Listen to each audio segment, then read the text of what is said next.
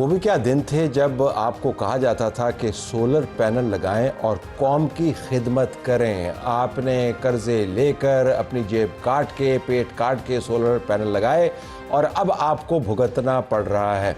हमारे पास ex finance minister मौजूद हैं मिफ्ता इस्माइल साहब।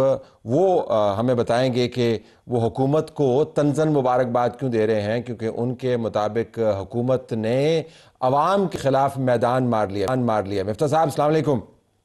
वालेकुम अस्सलाम।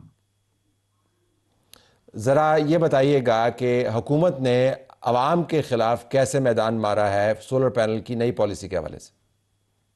सर, कुछ आज से 6-7 महीने पहले भी एक मरतबा कोशिश की थी। आपको पता है कि बड़े ट्वीट्स हुए थे मेरे और मेरे भाई अवैस लगानी के दरमियान। उस वक्त भी हुकूमत का ये पूरा इरादा था कि वो सोलर कस्टमर्स के रेट कम कर दे, लेकिन फिर उस वक्त वो थोड़े से पीछे हटे। इस बार इन्होंने जो है वो नेपरा से जाके ये नोटिस ले लिया। कल मेरे पब्लिक नोटिस आया है परसों, और कल के दिन में नेपरा ने ये डिसीजन भी दे दिया। अब देखने वाली बात यह है सर कि इसके अंदर बिजली के महकमे का कोई फायदा नहीं। बिजली का महकमा मिसाल के तौर पर पहले आपको 500 यूनिट बेचता था, अब भी 500 यूनिट बेचेगा। पहले आपसे 100 यूनिट लेता था, अब भी 100 यूनिट लेगा। होगा ये कि पहले आपको जब वो 500 यूनिट बेचता था और 100 यूनिट खरीदता था, तो जो डिफरेंस था 400 यूनिट का जो आप बिल में देते थे, उसके ऊपर आप सेल टैक्स देते थे। अब ये होगा कि जो 500 यूनिट बेच रहे हैं आप, जो 30 या 40 रुपए का लेस से यूनिट बेचते हैं अगर वो, तो उस 40 रुपए का 18% यानी कि तकरीबन 8 रुपए या 7 रुपए 20 पैसे जो है वो हुकूमत आपसे एक तरफ सेल टैक्स लेगी। और जब आप 11 रुपए का या 25 रुपए का यूनिट हुकूमत को बेचेंगे, तो फिर उसमें हुकूमत जो है वो 18% सेल टैक्स काट लेगी आपके पैसों से। तो जो असल फायदा हो रहा है वो ये कि सेल टैक्स वालों को मिल रहा है, एफबीआर को और पैसे मिल रहे हैं, क्योंकि वो टारगेट नहीं पूरा कर सके। नंबर एक। नंबर दो, इन्होंने ये बात की है कि जो नए सारिफ होंगे उसको हम 11 रुपए की बिजली देंगे। अब मैंने एक चीज देखी कि कायदे आजम सोलर एक पार्क था जो कि शहबाज शरीफ साहब ने बड़े पुरजोश होकर लगाया था। उस वक्त जी। पंजाब हुकूमत के लोग भी इनको कह रहे थे कि नहीं लगाओ, दो वजह से। एक तो एक, उस वक्त सोलर बहुत महंगा था, और एलएनजी, कोल, फर्नेस ऑयल इन सबसे महंगा था। और दूसरा कि सोलर की कीमतें गिर रही थी, तो थोड़ा अरसे ठहर के लगा लो। लेकिन क्योंकि वो शहबाज स्पीड और इलेक्शन वगैरह के मसाइल थे, तो उन्होंने वो लगा दिया। अब उसका आपने पहले 10 साल 18 सेंट्स देने, जो आज के मुताबिक 50 रुपए होते हैं। और उसके अलावा जो सोलर पार्क्स लगे हुए हैं, उसके अंदर भी आप जो है वो 40-50 रुपए दे रहे हैं। लेकिन कोई मिडिल क्लास आदमी जिसने कमेटी लगा के किया हो, या अपनी ऑफिस से कर्ज लेके किया हो, या वैसे पैसे जोड़ के किया हो, या किसी रिश्तेदार से कर्ज लेके किया हो, उसको आपने कहा नहीं भाई तुझको नहीं देंगे हम 11 रुपए से ज्यादा।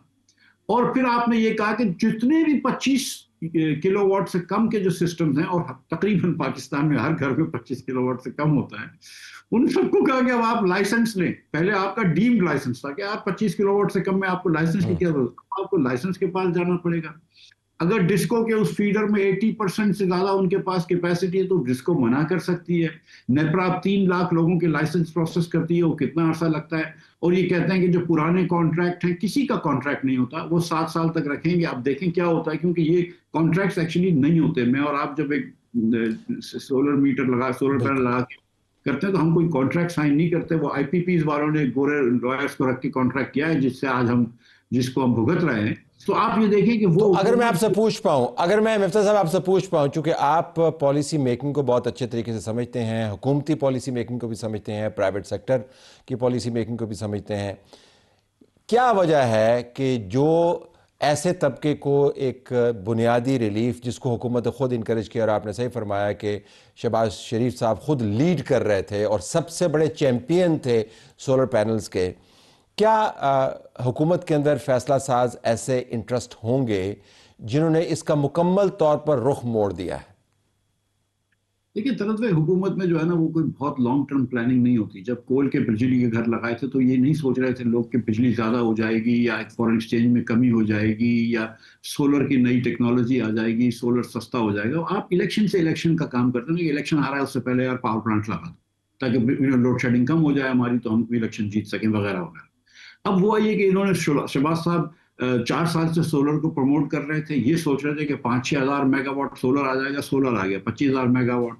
क्योंकि जब आपने 45 रुपए की बिजली कर दी मिडिल क्लास नौकरी पेशा जी। लोगों के ऊपर, 3-3, 5-5 लाख रुपए जिनकी तनख्वाहें होती हैं, जिनकी 400 यूनिट से ज़्यादा होते हैं, आप 45 रुपए बिजली लेते हैं। 300 यूनिट वाला से भी आप 35 रुपए बिजली लेते हैं, और उसके ऊपर टैक्स लगाते हैं, अलग सेल टैक्स और ये सूबे के चार्जेस वगैरह।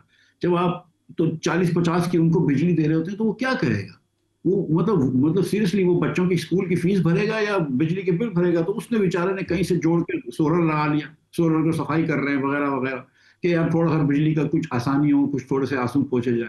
अब जब आपने वो करा तो आपने कहा तो हुकूमत के लिए मसला हो गया। ये again this is trying to solve the government's problem. और हुकूमत को जो करना चाहिए दुनिया में कि 2 पार्ट टैरिफ्स होते हैं। हुकूमत जो है, अब देखिए एक मिसाल ये तलत भाई, कि जब गाड़ियां आई थी ना अमेरिका में, तो लोग बोल रहे थे यार ये घोड़ा गाड़ी वाले जो विक्टोरिया चलाते थे उनकी नौकरियों का क्या होगा। जब मैं एक मरतबा श्रीलंका जी। गया 1990 में, तो वो कंप्यूटर को बैन कर रहे थे कि टाइपिस्टों की नौकरियों का क्या होगा। सर नई टेक्नोलॉजी आ गई, अब आप ये जो गलतियां कर दी हैं, आपने गोल के पावर प्लांट्स लगा दिए बेतहाशा, आपने दीगर चीजें कर दी, अब उसका आप खमियाजा कितना आवाम के ऊपर देंगे? पिछले 6 सालों में हमेशा आप यही होता है। जब शेर रहमान साहबा कतकलम जब शेर रहमान साहबा ये कहती हैं कि नए नेपरा कवायद सस्ती बिजली देने वाले शहरियों को सज़ा देने के मुतरादिफ हैं, तो आप इत्तफाक करते हैं कि वाक़तन ये जबरन सज़ा दी गई है और एक ऐसे गुनाह की पादाश में जो किसी ने कमिट किया ही नहीं है? ये गुनाह तो नहीं है आपने सोलर पैनल लगाया हुआ, कि वाक़तन ये सज़ा है शहरियों को? देखिए सर, वह गुजारिश मेरी ये है कि अगर हम ये समझते हैं कि हुकूमत पाकिस्तान अवाम की वेलफेयर के लिए है, अवाम की बेहतरी के लिए है, और जो कवानीन पास होते हैं, जो तरामीम पास होती हैं, जो रूल्स बनते हैं हुकूमत के, जो पॉलिसीज बनती हैं, उससे अवाम की बेहतरी होती है, तो फिर ये बात दुरुस्त है। I have to there mister साहब, I lost your audio as well, लेकिन आपका पैगाम पहुंच गया। तो बुनियादी बात जो की गई वो ये कि आप दोहरे टैक्सेशन के ज़रिए लोगों को जो थोड़ा सा फ़ायदा मिल रहा था, जिसको आपने इनकरेज किया, जिसको वज़ीर आज़म पाकिस्तान ने चैम्पियन किया, जिसकी प्रमोशन आपने हर तरफ की, और दुनिया के अंदर जाके आपने बताया कि कैसे हमने माहौलियाती तब्दीली का एक इतना बड़ा एहतमाम किया है कि पाकिस्तान एक मिसाल बन सकता है, कि हमने सोलर पैनल साफ़ एनर्जी लगानी शुरू कर दी है, उसको आपने पलटा दिया है। अब अवैस लगारी साहब जो भी वजूहात बयान करते रहें, है ये शहरियों को सज़ा ही। अब हम किसी और तरफ आपको ले चलते हैं। आज एक सीनियर सहाफ़ी के बारे में शानदाना गुलजार साहिबा ने कुछ सख्त अल्फाज कहे और उन पर इल्ज़ाम लगाया कि वो गंदी गंदी बातें करते हैं। बुनियादी तौर पर गंदी बातों को मैं सियाको सबाक आपको बता दूं, वीडियो से कहीं गलत किस्म का पैगाम ना जाए। उन्होंने कोई 2-4 सवाल कर लिए थे। इमरान खान साहब की औलाद के बारे में उन्होंने सवाल कर लिए थे। इमरान खान साहब के अलावा जो शानदाना गुलजार साहिबा बसंत के बारे में बात करी थी, उसका जिक्र कर दिया था। तो जब वो गंदी बातें का जिक्र कर रही हैं तो वो उन सवालों का हवाला दे रही हैं, लेकिन बहुत ही तल्ख कलामी हुई, कोई अच्छी मिसाल नहीं बनी। देखिएगा। कुछ सवाल का जवाब नहीं दिया आपने। सर मैं आपसे बात नहीं करी थी, आपने लास्ट टाइम बहुत गंदी बातें की थी। Report to police if you talk. Oh, how to report police? I can also report about you. Be mindful of the fact. इनसे कहीं मुझसे आइंदा बात ना करें, मने का माना। इनसे कहीं मुझसे बात ना करें, ये गंदी बातें करते हैं। क्या गंदी बात की है? बातें करते हैं, मना करें इनको। रिपोर्ट भी ना, क्या गंदी बात की है? Be careful while talking to me. You are getting reported. Be careful while talking to me. Seen here again, he's always abusing. No. He's saying dirty things about women. He is not accepted here. Tell the speaker. Tell this one as well, chairman. गंदा आदमी, गलीज बातें करता है। आप होगी गंदी यार। चुप हो जाओ। अब बदतमीज़ी से ज़्यादा गंदी बातें क्या होंगी? सवाल गंदी बातें नहीं है। अगर कोई सवाल के अंदर आपको झोल नज़र आता है, गलत सवाल आपको नज़र आता है, उसको आप उड़ा के रख सकते हैं जवाब के ज़रिए, लेकिन इतना गुस्सा करना और ऐसी बातें करना दुरुस्त नहीं है। कुछ ऐसी बातें भी हैं जिसके ऊपर लोग हैरान हो रहे हैं। सलमान अकरम राजा साहब रोज़ाना आपको एक नई किस्म की स्कीम फ़राहम करते हैं। पहले फरमा रहे थे कि सिर्फ़ खामोशी से अगर घर पर बैठ जाएँ तो हुकूमतें गिर सकती हैं। आज उन्होंने कहा कि अगर 25 करोड़ लोग अपने घर की बाहर दहलीज पर खड़े होकर तलावत शुरू कर दें तो ये निज़ाम नहीं रहेगा। इसके ऊपर मुदस्सर सईद ने कोट करते हुए कहा कि पता नहीं कहाँ से आते हैं इनको ऐसे कमाल आइडियाज़। इन्होंने लोगों को ट्रक की बत्ती के पीछे लगाया हुआ है। इमरान खान ने चुन चुन के हीरे भर्ती किए हैं। जिन्होंने सब करना है, बस इमरान खान का कोई केस नहीं लड़ना। उन्हें पता है कि इमरान खान जिस दिन रहा हो गया उसकी दुकान बंद। इजाज़त चाहते हैं। अल्लाह हाफ़िज़।